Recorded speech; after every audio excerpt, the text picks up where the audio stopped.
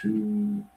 Hello, everyone. Welcome again to another edition of Lupus Talks. Of course, I'm the program director, Ed Peterson, with, of course, Dr. Calvini Williams, here to share some great information for your continuation of your lifestyle, those who are living with lupus, and those who have relatives and members who live with lupus, in reference to that. But she's going to give some great tips and information that's going to be healthy for you and helpful for you. So, with that, Dr. Williams, take it away.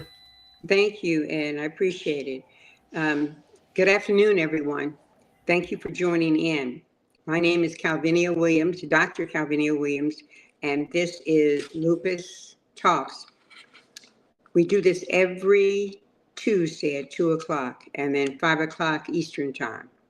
Lupus, I'm going to read this because I think it's important. I didn't start with it last time. Lupus is a chronic autoimmune disease where the immune system attacks healthy tissue, causing widespread inflammation and damage to joints, skin, kidneys, heart, lungs, and the brain.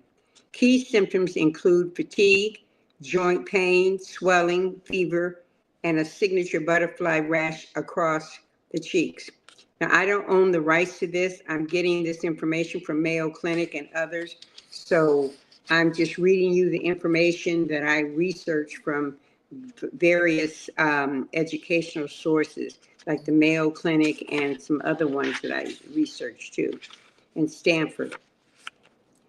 Lupus is often called the great imitator because its symptoms mimic other diseases, and that's so true. They didn't know I had lupus at all until I went blind for 3 months, and they still couldn't identify it. And when I came back, the Stanford doctor said, "We know what it is now. We don't know if she's going to see or not, but we'll keep working with her, and hopefully she'll get her eyesight back." Okay, so it mimics other diseases very significantly between individuals. It attacks the hair, the skin, butterfly rash shape over the nose, joints and muscles, pain, stiffness, swelling, arthritis, particularly in the hands and the wrists and knees, fatigue and fever, intense, persistent fatigue and unexplained low-grade fevers. It is nephritis. That's kidney issues, lupus nephritis, blood clots, and heart issues. The causes, they don't know. They have no idea. There's no known cure treatment involved in medications to manage symptoms. Listen, to manage symptoms, reduce inflammation, and suppress the immune system. Let me read that to you again. There is no known cure treatments involved medications to manage symptoms, reduce inflammation, and suppress the immune system. The exact cause is unknown, but it is believed to be a combination of genetic and environmental factors. Now I'm going to go on to an article that I picked up, and I'm going to read that to you as well because it's very important. Bear with me. One of humanity's most ubiquitous infections, pathogens, bears the blame for chronic autoimmune condition called systematic lupus erythematosus. Lupus Stanford medicine investigators, mind you, Stanford medical investigators and other colleagues have found Epstein-Barr virus, and that's not Epstein. This is Epstein-Barr virus, which resides slightly inside the bodies of 19 out of 20 Americans, is directly responsible for commandeering what starts out as a minuscule number of immune cells to go rogue and persuade far more of their fellow immune cells to launch a widespread assault on your body, on your body's tissue. Scientists have shown that. The findings were published November 12th in the Science Translational Medicine. Science Translational Medicine, November 12th. This is the single most impactful finding to emerge from lab to enter career. William Robinson, MD, PhD, a professor of immunology and rheumatology, and the study's senior author. We think it applies to 100% of the lupus cases. Now, the study led author to Shady Uranus PD, I might pronounce that name wrong, Uranus. PD is an instructor in immunology and rheumatology. Several 100,000 Americans, by some estimate close to 1 million and about 5 million worldwide, have lupus, in which the immune system attacks the contents of the cell nuclei. This results in damage to organs, tissues throughout the body, joints, skin, kidneys, heart, nerves, and elsewhere, with symptoms vary widely among individuals for unknown reasons. 9 out of 10 lupus patients are women. With appropriate diagnosis and medication, most lupus patients can live reasonably normal lives, but for about 5% of them, the disorder can be life-threatening, said Robinson, who is the James Rate professor. Existing treatments slow down disease progression, but it doesn't cure it, he said. The virus meets the B cell. By the time we reach adulthood, the vast majority of us have been infected by EBV, transmitted in saliva. EBV infection typically occurs in childhood from sharing a spoon with a drink from the same glass as a sibling or a friend, or maybe during the teen years from exchanging a kiss. Now, a lot of you are going to say, oh my goodness, exchanging a kiss. This is scientific records. You can go and, as I said, and find them, on Mayo Clinic and Stanford. It's very important to read these scientific papers, because it gives us the in-house of what's going on, what they're actually doing. EBV can cause mononucleus, the kidney disease, the kissing disease, which begins with a fever that subsides but lapses into profound fatigue that can persist for months. I didn't believe the kissing disease. I still have questions about the kissing disease. Practically, the only way to not get EBV is to live in a bubble, Robinson said. If you lived a normal life, the odds are nearly 20 to 1 you got it. Once you've been infected by EBV, you can't get rid of it, Robinson said, even if you remain or become symptom-free.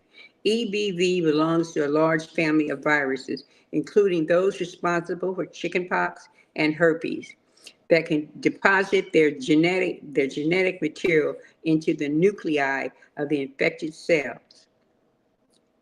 There, the virus slumbers in a latent form, hiding from the immune system, as we say things hide with the lupus, surveillance agents. This may last as long as the cell is hiding it, and it stays alive. Or under certain conditions, the virus may reactivate and force the infected cell replica machinery to produce, mirrored copies of themselves that break out to infect other cells and other people. This is something else. This is new to me, I think there's more to this, like toxicity, environmental waste, stress.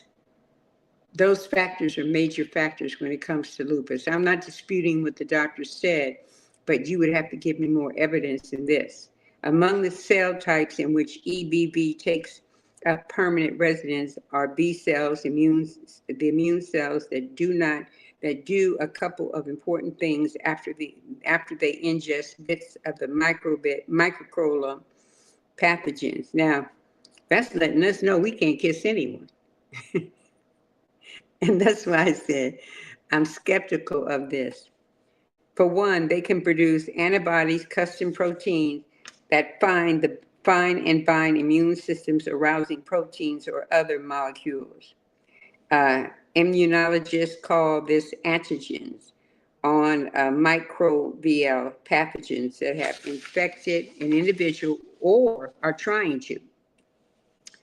I'm going to skip some things and go over here, because this is really difficult to, I might have lost some of you already, and I hope I didn't, but I'm just going to skip around.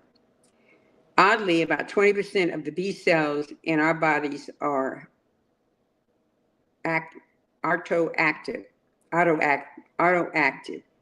They target antigens belonging to our own tissue, not by design, but due to the random way B cells diversity comes about through the sloppy replication, apparently engineered by evolution to ensure diverse classification. Fortunately, these B cells are typically in droopy state. They go on to say that the anti-nuclear B cell gets ornery. I'm not going to read that because that's really difficult in terms of trying to skip around. It is known that the latent EBV, despite its near total inactive, nothing less occasionally nudges the B cell. It's been snoozing in to produce a single viral protein, which is EBNA2. The researchers show that this protein acts as a molecular switch. In genetics language, a transcription factor, activating a battery of genes in the B cells uh, and had previously been at rest.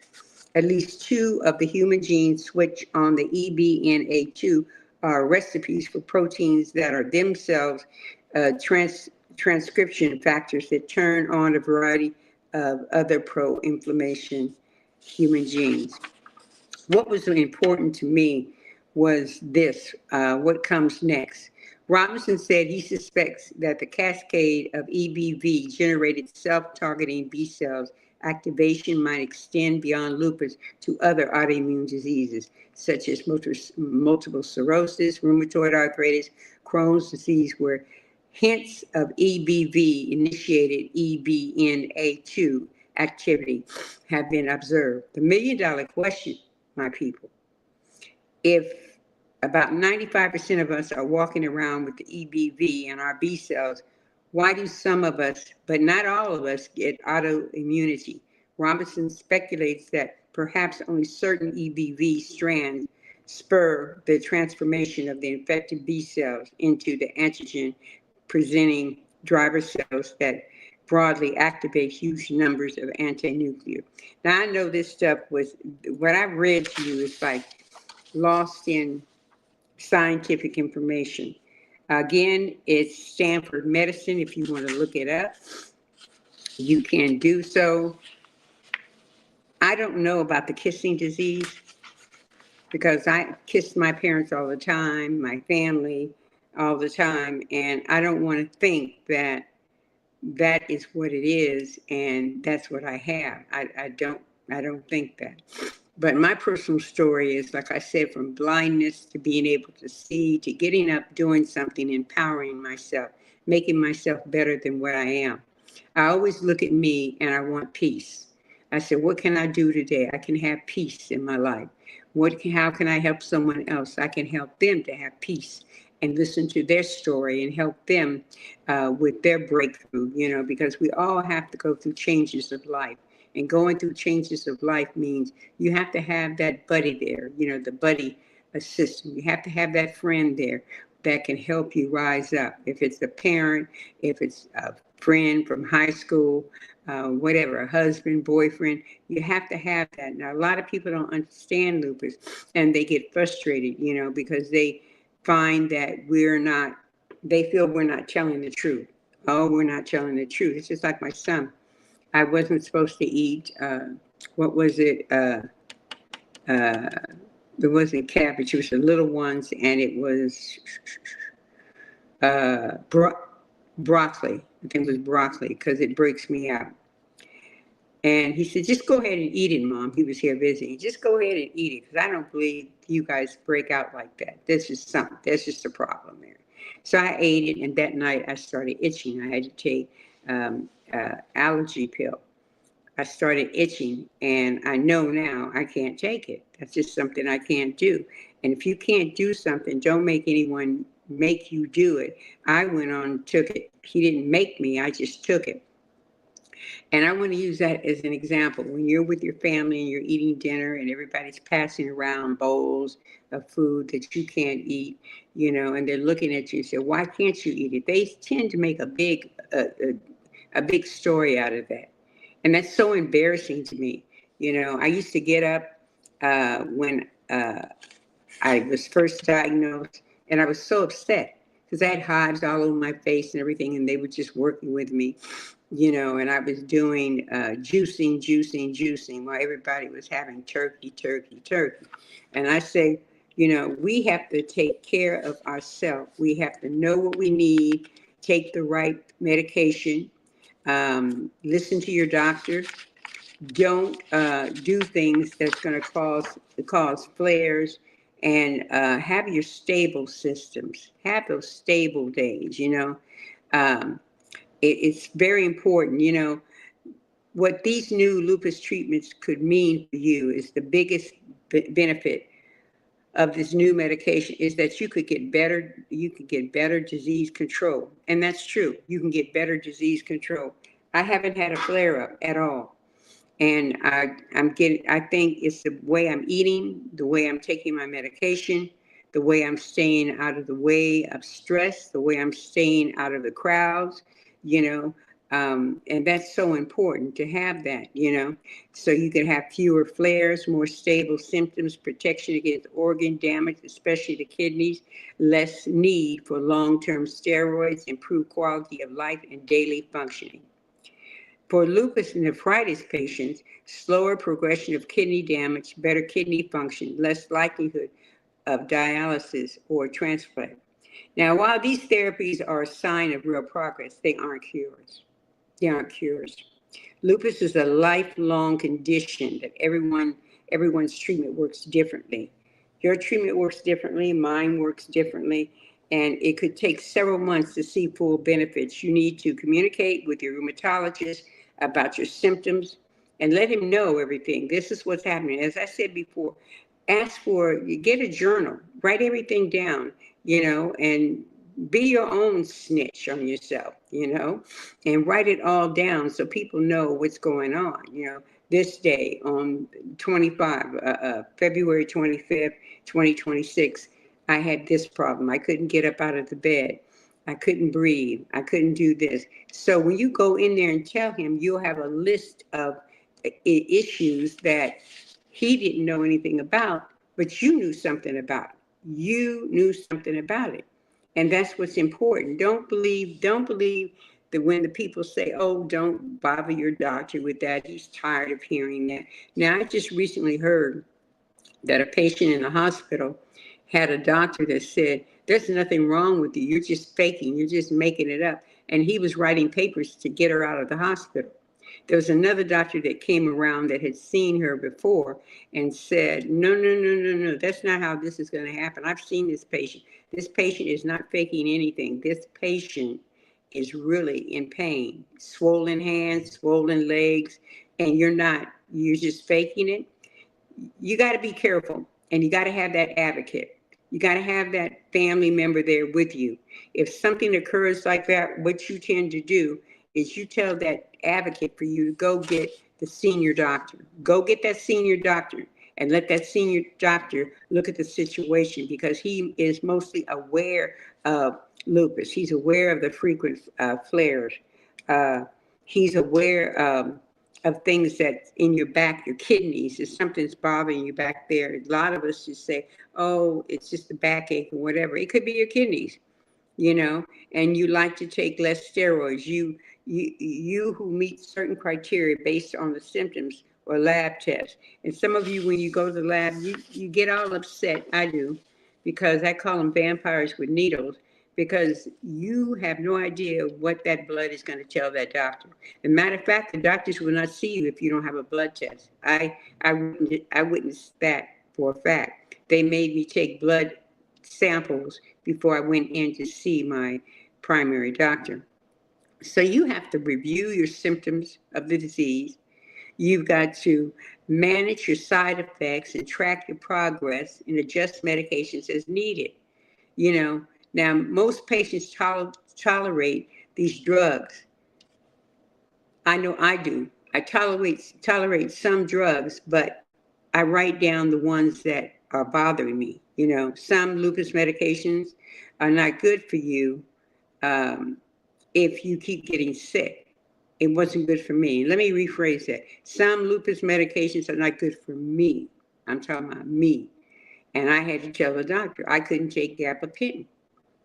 I couldn't take it. It did something to me. And I couldn't take gabapentin. I can't take morphine. I can't take Oxycontin. I can't take, uh, there's another one, naproxen with an N. I might be pronouncing that wrong.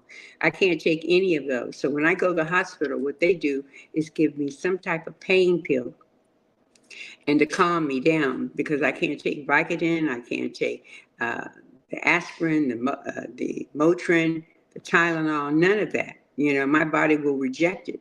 So some people are like that, you know, but you have to make a list of symptoms and how they affect your daily life. That's very important. How they affect your daily life and note any side effects or concerns you have about the medications that you're taking. Write down questions. You write those questions down and ask them, am I a candidate for some of these clinical treatments that they have? Ask them, see what he said. Could one of these medications help reduce my steroid use? Ask him that. What kind of monitoring would we need? Never stop talking, about your health when it comes to your doctor. Never stop taking your current medications without talking to your provider. I've heard some of our people have said, Calvinia, I've stopped taking it. I just couldn't take it.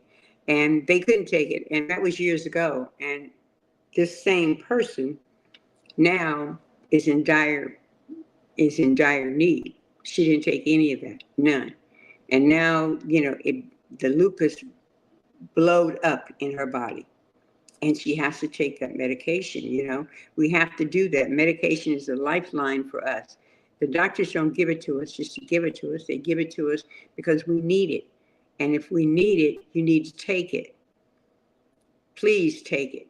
It's very important for your life. If you want to manage, your lifelong efforts with your disease, you have to take the medication. You can't say, I know I'm tired of taking on my medication. I have a big medicine, looks like a suitcase, but it's about this high and it says medicine on it. And I had to take it. I know I had to go down and pay property tax, and I took my medicine suitcase with me and was in the car taking my medicine. That's just how responsible I am with that medication. And I actually take kefir, which is the kefir is uh, probiotic and it's like yogurt. And that's what I was taking to soothe my stomach, and it soothes my stomach. I don't know what it would do to yours, and I'm not recommending it to you. I'm just telling you what it did for me. So you guys have to test what you need and what you don't need.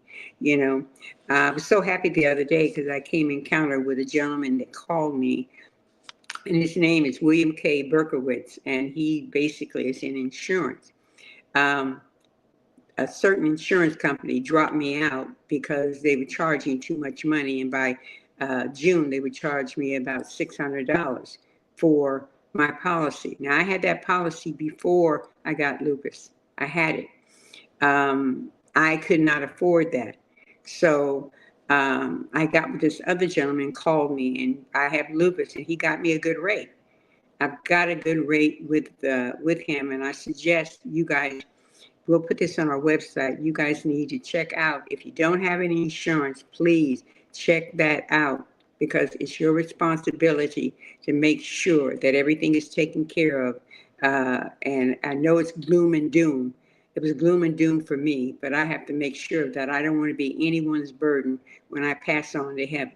So I want you to look at that. And if you need to talk to us about that, certainly. Nobody likes to talk about grief. Nobody likes to talk about death, but it's an everyday thing. It's in our lives. So as I start to leave, uh, I would like to say to everyone, thank you for listening. Thank you for staying with me with this volumes of scientific information. I'm going to ask Ed Peterson to come back on because my time has ended. I'll see you next week with more personal things of what's going on in my life. Ed? Well, I guess I keep talking. Um, you need to walk since the summertime is, that's what I do. I walk, and walking is good for you. So you have to get that feet up, get your feet up and start walking around the house. That's what I did. It was cold outside and my rheumatoid arthritis was hurting. I walked around because we have an open concept in my home. And I walked around the whole couch, just walked and walked and walked and did a half a mile. Just kept walking and walking. If you have an islander in the kitchen, walk around it, walk around it, walk around it. It will do you it will do you more than good. You'll feel great. And that's the exercises that I do. So I do that. You do what you choose to do if you want to do that. But that's my lifestyle, and that's how I'm exercising and keeping healthy and eating the right kind of food and not junk like candy, like beverages. Staying away from that because it's a fast killer. So again, I'm gonna bid you bye. If Ed comes on, I'd like him to close out. Ed Peterson, boy, you guys think this is something. I don't know what he's doing. But if there's any questions, you guys put those questions on our site and I'll answer them to the best of my ability. This is new to me. What I read to you, I just found myself, and I thought it would be an excellent opportunity to tell you about the cells that they're talking about, about the people and about what's happening in our life and what they're doing, researching pathogens and other things for autoimmune. And I wanted it to be known to you. Virus meets the B cell. We should know all of that. What is the B cell? What is the Y? What is Y? What is X? We should know all of that. That's so important. So I suggest, you look up things when you get your medicine. That's why they give you that piece of paper. You start looking it up. You start writing it down, what it is. And that will help you more than anything because it has helped me for the last 27 years. Hello, Ed, again. I don't know where he's gone. I did my half an hour. I know I look silly up here. Well, I'll just say that the recent breakthroughs in lupus research have identified potential root causes and they are promising. They're targeting those treatments, and they're finding the key findings include a strong link between the Epstein-Barr virus (EBV) and the immune dysfunction, a specific molecular defect in the T cells that can be reversed. With the success of the CAR-T cell therapy in treating severe resistant cases. So, excuse me. The virus link, researchers found that the Epstein-Barr virus, often causing mono reprograms immune systems, causing them to attack healthy tissues and linking this common virus to lupus development. So they say reversing the cause. A major 2024 study discovered the molecular defect in the T cell, which are abnormal disease causing. Research have shown that reversing the defect can potentially reverse the disease itself. So read the scientific information at your leisure. At your leisure. And I love reading things by Stanford Medicine because that's where I got this from, Stanford Medicine, their news center, and I pick up their articles all the time. And the Mayo Clinic, something's wrong with my throat. So personally, I'm doing well. I'm less stressed. I write a lot. The book that's coming out is Chris and Christina Have Lupus. The other first book I wrote, one of the first books was Loving God While Living with Lupus. The second book was Revelations, you know, and the third book is is going to be Chris and Christina, and then there's a fourth book that's almost ready to go on to press. I like to write. Most of you that know me personally know that, and I like to get my feelings on paper, and I think that's so important. So after I'm gone, my child and my grandbaby can look at it and say, "Wow." So I am going to call him back again. Ed Peterson, are you there? Yes, I am. I'm here. I called you 3 or 4 times. I know they thought I was crazy. No, I'm sorry. I was on another thing, wasn't paying attention. But I'm back now, so that's cool, and glad that you had a chance to share this great information that you shared today. And always, we'll be back again, ladies and gentlemen. Thank you again for this edition of Lupus Talks. We'll be back again next Tuesday. Thank On you. the 17th, that'll be we also have a special guest coming on board, I believe, Yes. Yes. next Tuesday. So we'll be continuing to share. You can always go to the website at lupusinnevada.org. You can also check out the Facebook page as well as the YouTube channel, Lupus in Nevada. And if you have any questions or inquiries, you guys can always submit that on the website, the form, fill it out, and of course, we'll be happy to answer right away. So with that, any last final thoughts, Mr. Dr. Williams? I thank everyone for listening. You know, it was difficult going through this, but we stopped and we started to go into reality. And find and I'm telling them what they should do in terms of their lupus. At not Yeah. telling them, but asking them, because I tell me you can't have that candy bar, you can't have that soda. So I'm asking them to be very careful what they put in their bodies, because we have a disclaimer, and again, this is educational purposes for those that are listening. And I'm hoping that they tune in next week, because Family First, William Berkowitz will be coming. He's an insurance agent. And for those of us that can't get insurance and we have autoimmune diseases, um, he's the man to talk to. Mm-hmm. So thank you, Ed. All right, thank you. And until next week, ladies and gentlemen, you guys keep the faith, and always you're going to keep building the dream. So bye for now. Have a great day.